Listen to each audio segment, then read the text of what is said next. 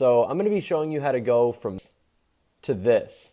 There's a huge difference between these photos. The edited photo really pops. The colors pop, the light, everything about it. So I'm going to jump right in and show you how to do this. First thing you want to do is open up Lightroom and just go down to the bottom right to the little plus with the picture and import your photo. Alright, so from here, the first thing that you want to do is click on Light and go to your Light tab.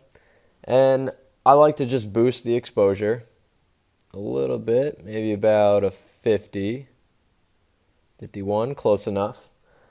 And go down to your highlights, and I like to bring those up to, let's go pretty high. Let's go to a 45. I don't really play with the contrast too much. Maybe if I want to kind of get more of a matte look, I'll bring it down, but I'm just going to leave it at 0. Next, you want to bring your shadows up just a little bit with this one. If you go too much, doesn't look too great, go too dark, and your shadows are just going to be too dark. So I like to go to about, say, 15. And you can go down to your whites and you can give a little bit more of a boost. Let's just say another 15. If you go too much, it gets kind of blown out looking, but a little bit is good. Just gives you a little bit of an extra boost. And I don't really touch the blacks too much either. So next, just go over to your color tab. And from here, I don't ever really play with the temperature or the tint when it comes to people, because you go a little bit one way or a little bit the other way and it does not look very good. So just leave those at 0. But what I do bring up is the vibrance. The vibrance I bring up to about a 20. You don't want to go too much here either. She's starting to look really orange. And here just looks too old photo. So just a little bit, less is more, to about, let's say, 20.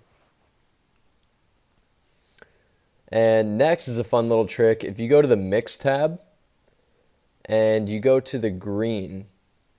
So the greens have a little bit of orange in them. They're pretty nice looking, but in this particular photo with her pink sweater, I think it'd be really complimentary to drag the hue slider over a bit. So you can make them a lot more green, or you can make them a lot more orange. I really like the extra green, but not too much. Let's go with about a 25. Nice green color. And go down to your saturation, and you can bring that up as well. I think making those greens pop is going to look really nice. So let's say 45. So you can go the other direction and desaturate them, and she's the only thing that has color, which is cool. It's a good style choice if that's what you want to do, but I really like that green, so I'm going to make them pop. Let's say 45. And the luminance, I do want to bring them down because I want her to be my focus. So if they're too bright, it's not bad. A little bit darker is better. It makes her pop out just a little bit more. So let's go pretty far on that one. Let's go to about an 80. So next, hit the Done button and slide on over to Effects. And from Effects, this is one of my favorite ones, the clarity. You can bring that up.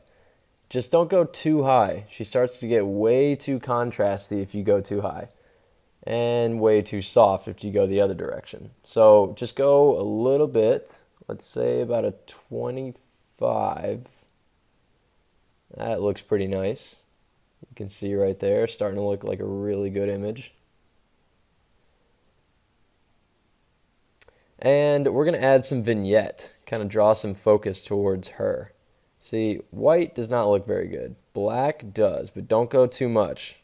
Let's go even somewhere, about a 30. Let's go with a 30. So that looks like a really nice image. So this is the before and the after. She's way brighter. She pops a lot more. Her hair looks nicer with that clarity filter on. Overall, just a much better image. And from here, just go to the top right and export.